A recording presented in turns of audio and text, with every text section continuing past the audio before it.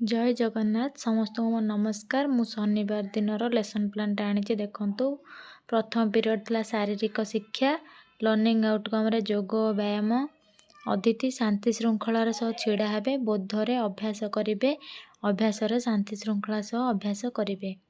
तापर थिला second period गणित खेल द्विमात्रिक आकृति येलो कोड हूँ M208 आकृति रे संरचना को बुझे लर्निंग आउटकम एथिपाई TLM रे पत्र निया जायछि। अतिथि पर्यायर किछि पत्र संग्रह करी आनिकी संरचना तैयारी करिवे। बोध संरचना को बुझाइबी अभ्यास निम्न संरचना को आगो को बढ़ाओ पृष्ठा 42 संरचना को करिवे। प्रयोग संरचना को बढ़ाओ प्रसार पत्र आड़ू को पत्र गुड़ी को आनी संरचना रे तैयारी कर। तापर थिला 3 क्लास रो गणित मेला छुट्टी रे आई मां को सह येलो कोड हूँ M303 जोगफल को संख्या रेखार निर्णय करेंगे। एथिपाई TLM रे पाठ्यपुस्तक निया जायछि। अतिथि पर्यायर 80 युक्त 10 मिसिले केते हब 4 रे 3 मिसिले केते हब कहिबे। बोध पर्यायर संख्या रेखा व्यवहार करी समाधान करेंगे। अभ्यास रे समाधान कर 61 रे 15 मिसिले केते हब 71 रे 18 मिसिले केते हब करेंगे। तापर 84 रे केते दशक और केते एकक अछि कहिबे। तापर थिला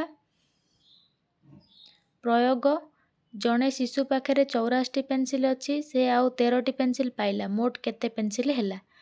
प्रसार रे समाधान करिवे जोगर।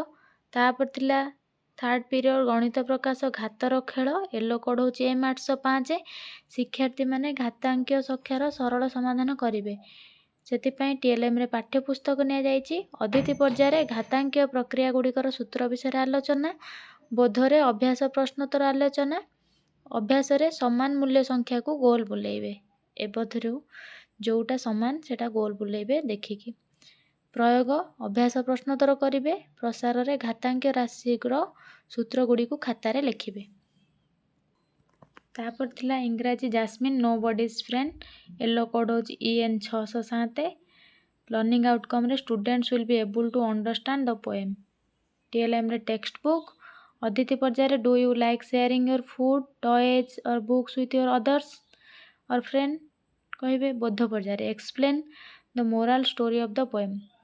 अभ्यास students read the poem silently and underline the difficult word. प्रयोग रे summarise the core moral of the lesson. प्रसार रे list 3 things they promise with to share their friends. तापर पंचम रे शिशु सेवा पंचम पीरियड रे साधारण ज्ञान संबंध जानिबे। अदिति रे सृजनशील कार्य गुड़ी को करिवे। बोध साधारण ज्ञान सह नूतन जणाजना प्रश्न अभ्यास प्रश्न गुड़ी को खातार लिखिबे।